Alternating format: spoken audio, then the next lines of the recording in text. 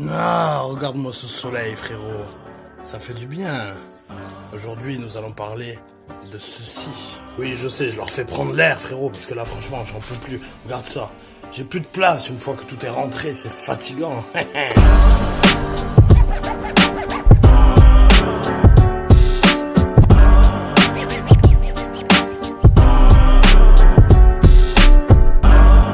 Salut à tous, j'espère que vous allez bien, les gars.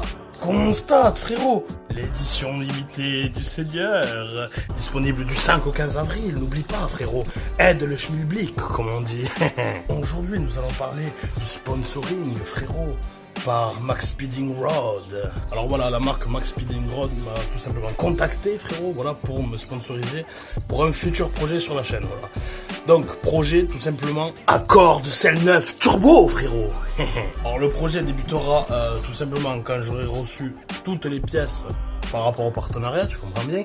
Là, je n'en ai reçu qu'une, donc ça va être difficile de monter tout ça. Et surtout, une fois que j'aurai une autre voiture familiale, parce que vous comprenez, l'accord de selle neuf est à madame pour l'instant, c'est le déplaçoir pour les enfants. Alors, Max Speeding Rod, qu'est-ce que c'est? C'est tout simplement un vendeur, voilà, de pièces tuning, ou pas tuning, tout simplement, pour toutes sortes de marques de voitures, voilà. Alors moi, je leur ai parlé tout simplement, voilà, du projet turbo que j'avais. Malheureusement, Max Speeding Rod n'a pas encore, tout simplement, dans ses références, donc, un kit turbo complet pour ma voiture. Donc, ils ont décidé d'un commun accord, voilà, de m'envoyer un kit turbo universel, donc tu sais ce que ça veut dire universel, frérot. Il va falloir découper les tubes, tac, prendre des mesures pour essayer de passer tout ça. La chose la plus fatigante là-dedans, surtout, c'est qu'il va me falloir trouver, bien sûr, le collecteur. Voilà. Alors, collecteur pour accord, il n'y en a pas énormément. C'est ça le problème. Sachant que le plus performant, c'est le 1320 qui est quand même à quasiment 10 000 $, frérot. 10K, tu vois. Donc, tu vois, je commence à trembler quand j'ai vu les prix.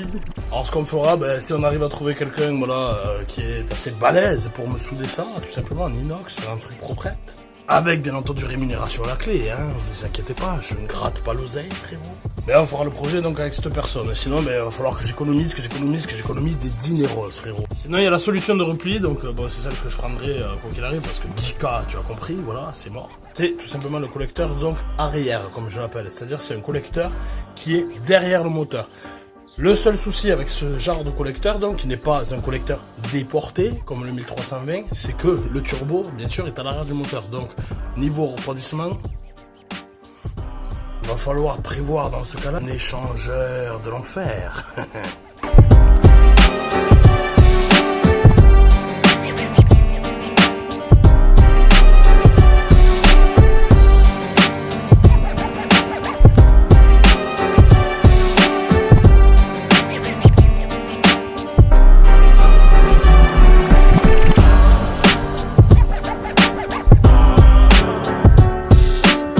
Maintenant, on va passer à l'unboxing de ce fabuleux escargot.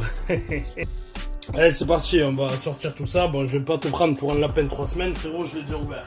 T'as compris? Donc, ça se compose comme ceci. Voilà. Petite carte, donc, voilà, de Max Speeding Rod, aftermarket, avec un petit peu, voilà, toute leur description, tout ça. Pas de souci. Ensuite, un petit livret, donc, fascicule, customer, service, voilà. Où tu peux voir à l'intérieur, voilà, un petit peu ce qu'ils font, hein, leur fonderie, tu vois, au niveau des bielles, etc. Voilà, t'as la totale, hein, vraiment, c'est assez sympa. Un petit peu les pièces qu'ils font aussi, voilà, tout simplement. Donc, petite carte qui fait plaisir, c'est beau. Ensuite, donc, le lot de joints.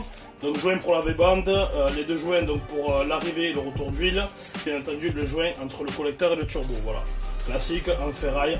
Bon, ça a l'air de qualité correcte, on va dire. Faut voir l'usage. Et ensuite, donc, ce qui nous intéresse le plus. Alors, je vais forcer un peu, frérot. Parce qu'il est balèze, l'enfoiré. Donc, voilà, le fameux turbo, donc, qui est chez eux, le GT45. Donc, qui est une copie, tout simplement, du Garrett GTX45. Voilà. Donc, un gros bébé qui est préconisé normalement à partir de 3 litres. Mais sur le 2 litres 4, voilà, il est bien connu. Hein, pas mal d'Américains le montent sur Acura. Un turbo donc qui se coule assez tard, voilà, mais une fois qu'il commence à souffler, il t'envoie en enfer, frérot, from the hill. Donc voilà comment il arrive, hein, comment il se présente donc.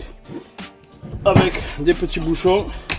Ça c'est fortement sympathique pour protéger l'intérieur. Donc voilà, c'est pour te montrer, bon, Tu le verras peut-être pas à la caméra, tu vas pas comprendre réellement ce que je veux dire. Mais bon, regarde, par exemple, moi, j'ai des mains de gorille, frérot. Voilà. C'est vraiment un monstre sacré.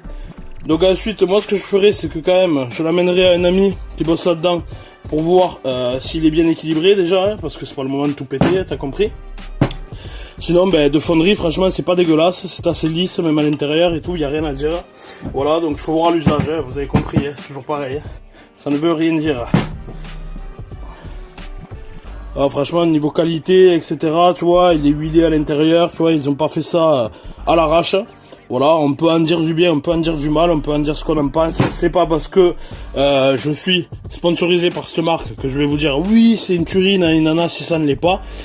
Pour l'instant, de ce que je vois, voilà, le turbo, il n'y a pas grand chose à dire, voilà. Bien entendu, je reprendrai les plans de joint au niveau de l'arrivée et du retour d'huile, voilà, pour être sûr, voilà, que ça soit bien étanche, etc. Sinon, hormis ça, franchement, il n'y a rien à dire. Hein. C'est plutôt bien taffé. Alors, donc, c'est ce que je vous expliquais tout à l'heure, pour que vous puissiez situer et bien comprendre. Donc, il existe deux types de collecteurs. Alors, tu vas voir, ici, tu as le collecteur donc d'échappement d'origine. On est d'accord, et qui repart sur la voiture jusqu'au 4 bacs, voilà. Avec des katas, 4 bacs et tout le merdier. Tu as compris. Donc, il existe deux types de collecteurs turbo. Un, donc, qui vient, mais toujours ici, toujours au même endroit, mais sur lequel tu vas brancher ton turbo, tout simplement, juste en dessous. Donc, ça va faire à peu près le même galbe de collecteur, mais avec le turbo en dessous. Donc, ton turbo sera vachement bas, et tu vois bien, par rapport au moteur, il est derrière. Donc, au niveau refroidissement, ça fonctionne, hein, ça fonctionne. Il y en a beaucoup qui sont montés comme ça, pas de problème, tu vois, ça tourne. Mais moi, tu vois, je suis un peu pointilleux sur les bords, ça me plaît moyen.